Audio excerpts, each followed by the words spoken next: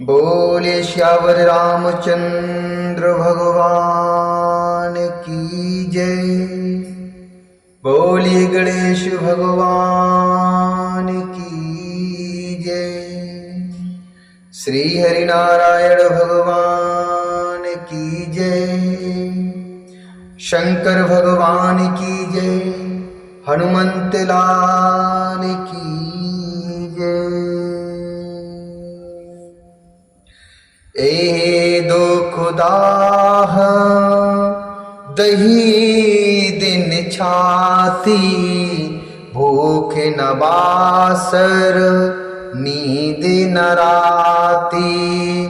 ए दुखदाह दही दिन छाती, भूख न बासर नींद न राती। एहि कुरोगी कर औषधु नाही, शोधेउ सकल विश्व मनु माही। मातु कुमतु बड़ ई अगमूला, ते हमार हित कीन बशूला। कलि कुकाठ कर कीन कुजंत्रु, गाढ़ अवधि पड़े कठिन कुमंत्रु। गाढ़ अवधि पड़े कठिन कुमंत्रु। इसी दुख की जलन से निरंतर मेरी छाती जलती रहती है। मुझे न दिन में भूख लगती है, न रात को नींद आती है। मैंने मन ही मन समस्त विश्व को खोज डाला, पर इस कुरोग की कोई औषधि नहीं मिली। माता का कुमत अर्थात बुरा विचार पापों का मूल बड़ई है। उसने हमारे हित का वसूला बनाया है। उसने हमारे हित का वसूला बनाया है। उससे कलह रूपी कुकाट का कुयंत्र बनाया और 14 वर्ष की अवध रूपी कठिन कुमंत्र पढ़कर उस यंत्र को गाड़ दिया। कली कुकाठ कर कीन कुजंत्रु, गाड़ी अवधि पड़े कठिन कुमंत्रु। यह माता का कुविचार बड़ा ही है। भरत को राज्य वसूला है। राम का वनवास कुयंत्र है और 14 वर्ष की अवधि कुमंत्र है। राम का वनवास कोई यंत्र है और 14 वर्ष की अवधि कुमंत्र है। मोहे लगिए हो कुठाटुते ठाटा, घालिस सब जगु बारह बाटा।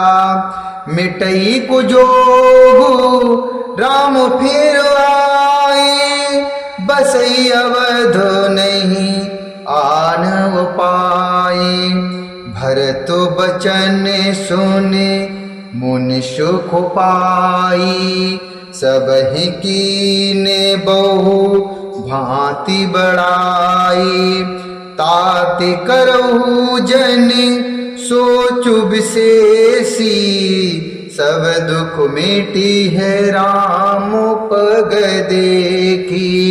ताति करहु जन सोचु विशेषी, सब दुख मिटी है राम पग देखी।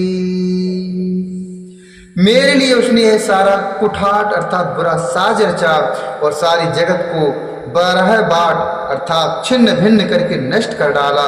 यह कुयोग श्री रामचंद्र जी के लौट आने पर ही मिट सकता है और तभी अयोध्या बच सकती है, दूसरे किसी उपाय से नहीं। भरत जी के वचन सुनकर मुनि ने सुख पाया। भरत वचन सुन मुनि सुख पाई और सभी ने सबहे कीन बहुत बात बढ़ाई और सभय कीन बहु भांति बढ़ाई और सभी ने उनकी बहुत प्रकार से बड़ाई की। मुनि ने कहा, हे तात, तात करहुजन सोच विशेषी। हे तात, अधिक सोच मत करो। श्री रामचंद्र जी के चरणों का दर्शन श्री रामचंद्र जी के चरणों का दर्शन करते ही सारा दुख मिट जाएगा, सब दुख मिटे ही राम पग देखी। करि प्रबोध मुनि बर कहियो, अतिथि प्रेम प्रिय हो। कंदमूल फल फूल हम, देह लेऊ कर छोहू, देह लेऊ कर छोहू। इस प्रकार मुनि श्रेष्ठ भरद्वाज जी ने उनका समाधान करके कहा, अब आप लोग हमारे प्रेम प्रिय अतिथि बनिए और कृपा करके कंदमूल फल फूल जो कुछ हमें दें स्वीकार कीजिए, और कृपा करके कंदमूल फल फूल जो कुछ हम दें स्वीकार कीजिए। सुनि मुनि बचन भरत ही सोचू, भयऊ को अवसर कठिन संकोचू। जान गरुई गुरु गिरा बहोरी, चरण बंदे बोले कर जोरी। सिर धर आयशु करिए तुम्हारा, परम धर्म यहु नाथ हमारा। भरत बचन मुनि बर मनु भाए, शुचि सेवक शिष निकट बुलाए। शुचि सेवक शिष निकट बुलाए। सुनि मुनि बचन भरत ही सोचू।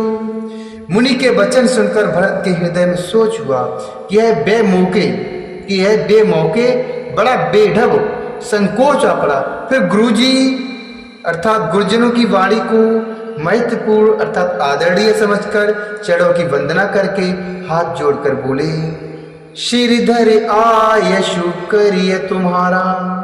हे नाथ, आपकी आज्ञा को सिर चढ़ाकर उसका पालन करना परम धर्म ये हो नाथ हमारा। यह हमारा परम धर्म है। भरत जी के ये वचन मुनि श्रेष्ठ के मन को बहुत अच्छे लगे। उन्होंने विश्वास पात्र सेवकों और शिष्यों को पास बुलाया। चाहिए कीने भरत पहुनाई, कंदे मूल फल आनहु जाई। भले ही नाथ कहे तिन सिर नाये, भले नाथ कहे तिन सिर नाये। प्रमुदित निज निज काज सिधाए, प्रमुदित निज निज काज सिधाए। मुनि है सोच पावन बड़नेवता, तस पूजा चाहिए जस देवता। सुनिर्द सिद्धि अनि मादिक आई, सुनिर्द सिद्धि अनि मादिक आई। आयशु होई सु करहि गुसाई, आयशु होई सु करहि गुसाई। और कहा कि भरत की पहुँ नहीं करनी चाहिए, जाकर कंद मूल और फल लाओ। उन्होंने हे नाथ बहुत अच्छा कहकर सिर नवाया और तब वे बड़े आनंदित होकर अपने अपने काम को चल दिए। मुनि को चिंता हुई कि हमने बहुत बड़े मेहमान को न्योता है, हमने बहुत बड़े मेहमान को न्योता है। अब जैसा देवता हो वैसी उसकी पूजा भी होनी चाहिए। यह सुनकर रिद्धियां और अणिमादि सिद्धियां आ गईं और बोली, हे गोसाई, जो आपकी आज्ञा हो सो हम करें। राम बिरह व्याकुल भरतु, राम बिरह व्याकुल भरतु। सानुज सहेत समाज, पहुनाई कर हरहु श्रम। कहा मुदित मुनिराज, पहुनाई कर हरहु श्रम। कहा मुदित मुनिराज।